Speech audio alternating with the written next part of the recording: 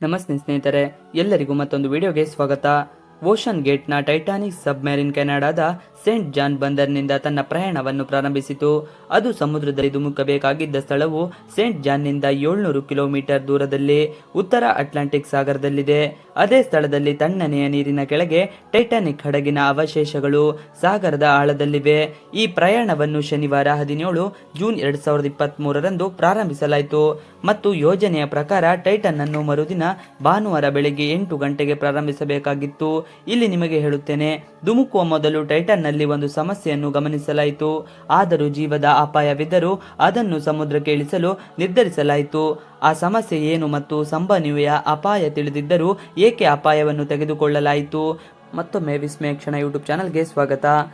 ವೀಕ್ಷಕರೇ, ocean aviation ಸಂಸ್ಥಾಪಕ ಹಮೀಶ್ hoarding ಸೇರಿದಂತೆ ಒಟ್ಟು 5 ಜನರು ಈ ಪ್ರವಾಸದಲ್ಲಿದ್ದರು. ಅವರು ಜೆಫ್ ಜೆಸೋಸ್ ಜೊತೆ ಬಾಹ್ಯಾಕಾಶಕ್ಕೂ ಪ್ರಯಾಣಿಸಿದ್ದರು. ಎರಡನೆಯವರು ಓಷನ್ ಗೇಟ್ನ ಸಿಇಒ ಸ್ಟಾಕರ್ ರಶ್. ಇದು ಸಾಗರ ಪ್ರವಾಸೋದ್ಯಮಕ್ಕಾಗಿ ಜಲಾಂತರ್ಗಾಮಿಗಳನ್ನು ಒದಗಿಸುವ ಅಮೆರಿಕನ್ ಕಂಪನಿಯಾಗಿದೆ. ಮೂರನೇ ಸ್ಥಾನದಲ್ಲಿ 77 ವರ್ಷದ ಪಾಲ್ ಹೆನ್ರಿ ಇದ್ದರು. ಅವರು ಹಿಂದೆ ಟೈಟಾನಿಕ್ ಭೇಟಿ ನೀಡಿದ್ದರು. ಅವರು ಹಡಗಿನ ಅವಶೇಷಗಳ ತಜ್ಞರಾಗಿದ್ದರು ಮತ್ತು ಟೈಟಾನಿಕ್ ಚೂರು ಚೂರಾದ ಭಾಗಗಳ ಬಗ್ಗೆ ಸಾಕಷ್ಟು ಜ್ಞಾನವನ್ನು ಹೊಂದಿದ್ದರು. ಮತ್ತು ಅಂತಿಮವಾಗಿ ಪಾಕಿಸ್ತಾನದ ಉದ್ಯಮಿ ಶಹಜಾದ ದಾವೂದ್ ತಮ್ಮ ಮಗ ಸುಲೇಮಾನ್ ಜೊತೆಗೆ ಅದೇ ಜಲಾಂತರ್ಗಾಮಿ ನೌಕೆಯ ಭಾಗವಾಗಿದ್ದರು. ಜೂನ್ 17ರಂದು ಧುಮುಕುವ ಮೊದಲು ಹಮೀಶ್ ಹಾರ್ಡಿಂಗ್ ಅಂತರ್ಜಾಲದಲ್ಲಿ ತಮ್ಮ ಕೊನೆಯ ಪೋಸ್ಟ್ ಮಾಡಿದ್ದರು. ತೀವ್ರ ಶೀತ ವಾತಾವರಣದಿಂದಾಗಿ ಅವರ ಧುಮುಕುವಿಕೆ ವಿಳಂಬವಾಗಿದೆ. ನಾಳೆ ಬೆಳಿಗ್ಗೆ ವಾತಾವರಣವು ಸ್ವಲ್ಪ ಸಮಯದವರೆಗೆ ಉತ್ತಮವಾದಾಗ ನಾವು ಧುಮುಕುತ್ತೇವೆ ಎಂದು ಅವರು ಹೇಳಿದ್ದರು. ಈ 5 ಜನರು ಪ್ರಸಿದ್ಧ ಟೈಟಾನಿಕ್ನ ಅವಶೇಷಗಳನ್ನು ತಮ್ಮ ಆಸೆಯನ್ನು ಪೂರೈಸಿಕೊಳ್ಳಲು ನೋಡಲು ಹೋಗುತ್ತಿದ್ದರು. 1912ರಲ್ಲಿ ಮುಳುಗಿದ ನಂತರ ಅದನ್ನು ಹುಡುಕುವ ಪ್ರಯತ್ನಗಳು ಮುಂದಿನ ಹಲವಾರು ವರ್ಷದವರೆಗೆ ಮುಂದುವರಿಯಿತು. ಆದರೆ ಅಟ್ಲಾಂಟಿಕ್ ಸಾಗರದ ಕಠಿಣ ಪರಿಸ್ಥಿತಿಗಳಿಂದಾಗಿ ಈ ಕಾರ್ಯವು ಅಷ್ಟು ಸುಲಭವಲ್ಲ. ನಂತರ 1985ರಲ್ಲಿ ಅಂತಿಮವಾಗಿ RMS ಟೈಟಾನಿಕ್ನ ಅವಶೇಷಗಳನ್ನು ಸಾಗರದ ತಳದಲ್ಲಿ ಕಂಡುಬಂದವು. ಟೈಟಾನಿಕ್ ತುಂಬಾ ಪ್ರಶ್ನೆಗಳನ್ನು ಬಿಟ್ಟು ಹೋಗಿತ್ತು. ಈಗ ಉತ್ತರಗಳನ್ನು ಕಂಡುಕೊಳ್ಳುವ ಸಮಯವಾಗಿತ್ತು.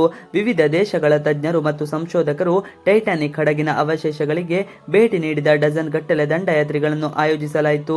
ಕೆನಡಾದ ಚಲನಚಿತ್ರ ನಿರ್ಮಾಪಕ ಜೇಮ್ಸ್ ಕ್ಯಾಮರೂನ್ 1995ರಲ್ಲಿ ಟೈಟಾನಿಕ್ ಅವಶೇಷಗಳ ಡಜನ್ ಗಟ್ಟಲೆ ಪ್ರವಾಸಗಳನ್ನು ಮಾಡಿದರು ಮತ್ತು ನಂತರ 1997ರಲ್ಲಿ ಟೈಟಾನಿಕ್ ಚಲನಚಿತ್ರ ಬಿಡುಗಡೆಯಾಯಿತು. ಟೈಟಾನಿಕ್ ಚಲನಚಿತ್ರದಲ್ಲಿ ಯಶಸ್ಸಿನಿಂದ ಉಳಿದದ್ದನ್ನು ಪೂರ್ಣಗೊಳಿಸಲಾಯಿತು. ಇದು ಅಂತಹ ಸಂವೇದನೆಗಳನ್ನು ಸೃಷ್ಟಿಸಿತು. ಈಗ ಟೈಟಾನಿಕ್ ಅವಶೇಷಗಳಿಗೆ ಭೇಟಿ ನೀಡುವುದು ಲಕ್ಷಾಂತರ ಜನರ ಕನಸಾಗಿದೆ. ಇದರರ್ಥ ಈ ಸಾಧನೆಯ ಸಂಶೋಧನೆಗೆ ಮಾತ್ರ ಸೀಮಿತವಾಗಿಲ್ಲ, ಆದರೆ ಪ್ರವಾಸಿಗರು ಸಹ ಹಡಗಿನ ಅವಶೇಷಗಳ ಸ್ಥಳಕ್ಕೆ ಹೋಗಲು ಪ್ರಾರಂಭಿಸಿದ್ದಾರೆ. ಸಾಗರದ ಆಳಕ್ಕೆ ಹೋಗುವುದು ಖಂಡಿತ. ಬಾಹ್ಯಾಕಾಶಕ್ಕೆ ಪ್ರಯಾಣಿಸುವುದಕ್ಕಿಂತಲೂ ಸಾಗರದ ಆಳಕ್ಕೆ ಪ್ರಯಾಣಿಸುವುದು ಹೆಚ್ಚು ಸವಾಲಿನದು. ಇದಕ್ಕೆ ಮುಖ್ಯ ಕಾರಣ ನೀರಿನ ಒತ್ತಡ. ಟೈಟಾನಿಕ್ ಹಡಗಿನ ಅವಶೇಷಗಳು ಸಮುದ್ರ ಮಟ್ಟದಿಂದ 4000 ಮೀಟರ್ ಅಂದರೆ 4 ಕಿಲೋಮೀಟರ್ ಕೆಳಗಿವೆ. ಈ ಆಳವನ್ನು ನೀವು ಊಹಿಸಿಕೊಳ್ಳಬೇಕಾದರೆ ಬುರ್ಜ್ ಖಲೀಫಾವನ್ನು ನೋಡಿ ಮತ್ತು ಟೈಟಾನಿಕ್ ಅವಶೇಷಗಳು ಬುರ್ಜ್ ಖಲೀಫಾದ ಎತ್ತರಕ್ಕಿಂತ ಸುಮಾರು 5 ಪಟ್ಟು ಕೆಳಗೆ ಸಮುದ್ರದಲ್ಲಿವೆ ಎಂದು ಅರ್ಥ ಮಾಡಿಕೊಳ್ಳಿ. ಈ ಆಳದಲ್ಲಿ ನೀರಿನ ಒತ್ತಡ 5800 PSI. ಇದು ಮನುಷ್ಯನ ಇಡೀ ದೇಹದ ಮೇಲೆ ಅಲ್ಲ, ಕೇವಲ 1 ಚದರ ಇಂಚಿನ ಮೇಲೆ ಪೂರ್ತಿ ಆನೆಯನ್ನು ಇಟ್ಟರೆ ಆಗುವ ಒತ್ತಡಕ್ಕೆ ಸಮಾನವಾಗಿರುತ್ತದೆ. ಈಗ ನೀವು ಜಲಾಂತರ್ಗಾಮಿ ನೌಕೆಯಲ್ಲಿ ಎಷ್ಟು ಚದರ ಇಂಚುಗಳಿರುತ್ತವೆ ಮತ್ತು ಅದರ ಮೇಲೆ ಎಷ್ಟು ಒತ್ತಡ ಬೀಳುತ್ತವೆ ಎಂದು ಅಂದಾಜು ಮಾಡಬಹುದು. ಸರಿ, ಭಾನುವಾರ 18 ಜೂನ್ 2023ರಂದು ಜಲಾಂತರ್ಗಾಮಿ ಪ್ರಯಾಣವು ಮಧ್ಯಾಹ್ನ 12 ಗಂಟೆಗೆ ಪ್ರಾರಂಭವಾಯಿತು. ಸಾಮಾನ್ಯವಾಗಿ ಟೈಟಾನಿಕ್ ತಲುಪುವ ಸುಮಾರು 2 ಗಂಟೆಗಳನ್ನು ತೆಗೆದುಕೊಳ್ಳುತ್ತದೆ. ಆದರೆ 1 ಗಂಟೆ 45 ನಿಮಿಷಗಳ ನಂತರ ಮೇಲೆ ಕಾಯುತ್ತಿದ್ದ ಪೋಲಾರ್ ಪ್ರಿನ್ಸ್ ತಾಯಿಯ ಹಡಗು ಜಲಾಂತರ್ಗಾಮಿ ನೌಕೆಯೊಂದಿಗೆ ಸಂಪರ್ಕವನ್ನು ಕಳೆದುಕೊಂಡಿತು. ಟೈಟಾನಿಕ್ ತಲುಪುವ 2 ಗಂಟೆಗಳನ್ನು ತೆಗೆದುಕೊಳ್ಳಬೇಕಾಗಿದ್ದರೆ ಕೇವಲ 15 ನಿಮಿಷಗಳ ಮೊದಲೇ ಸಂಪರ್ಕ ಕಳೆದುಕೊಂಡಿರುವುದು ಜಲಾಂತರ್ಗಾಮಿ ನೌಕೆ ಈಗಾಗಲೇ ಟೈಟಾನಿಕ್ ಹತ್ತಿರ ಬಂದಿತು ಎಂದು ಸೂಚಿಸಲಾಗುತ್ತದೆ.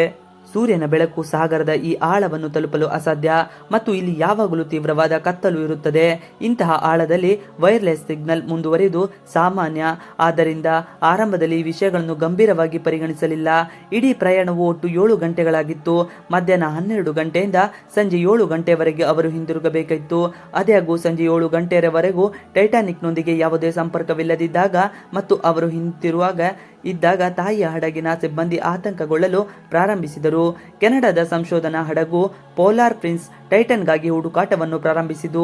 9:40ಕ್ಕೆ ಅವರು ಯುಎಸ್ ಕರಾವಳಿ ಕಾವಲುಗಾರರನ್ನು ಸಂಪರ್ಕಿಸಿದ ಸಹಾಯವನ್ನು ಕೇಳಿದರು. ಮರುದಿನ ಸೋಮವಾರ ಯುಎಸ್ ಮತ್ತು ಕೆನಡಾದ ಹಡಗುಗಳು ಮತ್ತು ವಿಮಾನಗಳು ಇಡೀ ಪ್ರದೇಶದಲ್ಲಿ ಸರಿಯಾದ ಶೋಧ ಕಾರ್ಯಾಚರಣೆಯನ್ನು ಪ್ರಾರಂಭಿಸಿದವು. ಅವರು ಕೇವಲ ಸಮುದ್ರದ ಮೇಲ್ಮೈಯಲ್ಲಿ ಮಾತ್ರವಲ್ಲದೆ ಸೋನಾರ್ ಸ್ಕ್ಯಾನಿಂಗ್ ಸಹಾಯದಿಂದ ನೀರಿನ ಅಡಿಯಲ್ಲೂ ತಮ್ಮ ಹುಡುಕಾಟವನ್ನು ಮುಂದುವರಿಸಿದರು.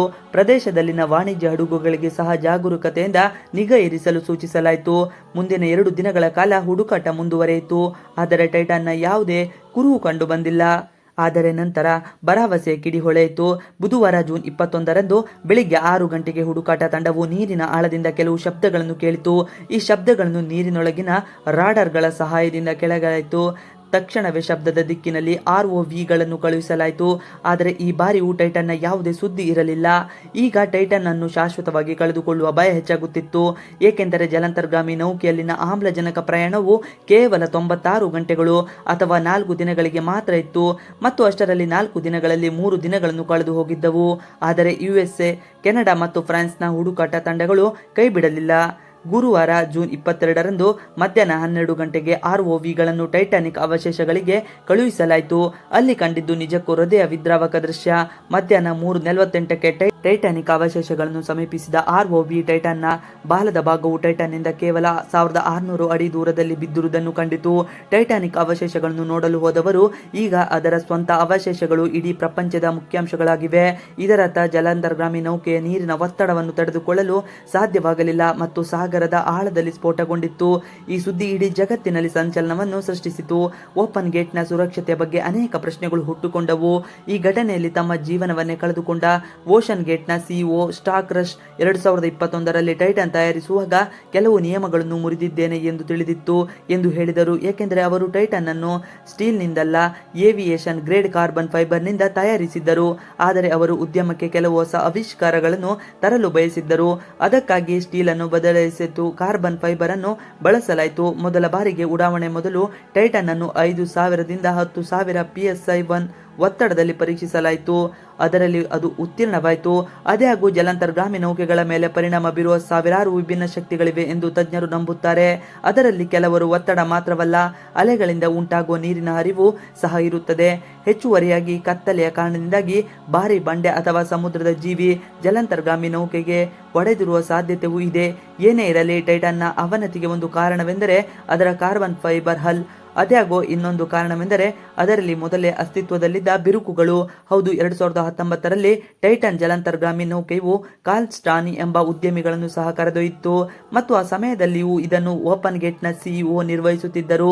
ಅವರು ಕೆಳಗೆ ಇಳಿಯುತ್ತಿದ್ದಾಗ ಟೈಟನ್ನಲ್ಲಿ ಹಲ್ನಿಂದ ಬಿರುಕು ಬಿಡುವ ಶಬ್ದ ಕೇಳಿಸಿತು ಎಂದು ಕಾರ್ಲ್ ಉಲ್ಲೇಖಿಸಿದ್ದಾರೆ.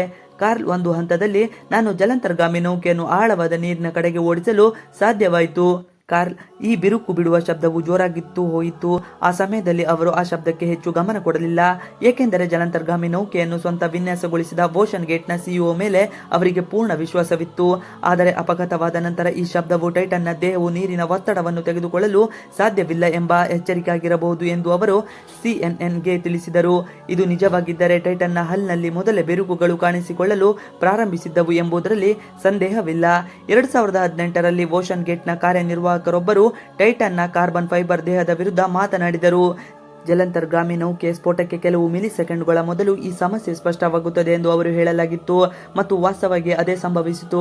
ಟೈಟನ್ ಸ್ಫೋಟಗೊಂಡ ಆಳದಲ್ಲಿ ಅದು ಕುಸಿಯಲು ಕೇವಲ 0.3 ಸೆಕೆಂಡ್ಗಳು ತೆಗೆದುಕೊಂಡಿರಬಹುದು ಎಂದು ತಜ್ಞರು ನಂಬುತ್ತಾರೆ. ಇವಿಷ್ಟು ಇವತ್ತಿನ video.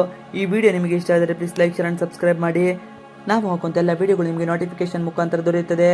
Thanks for watching video. Please like, share and subscribe our channel for more videos.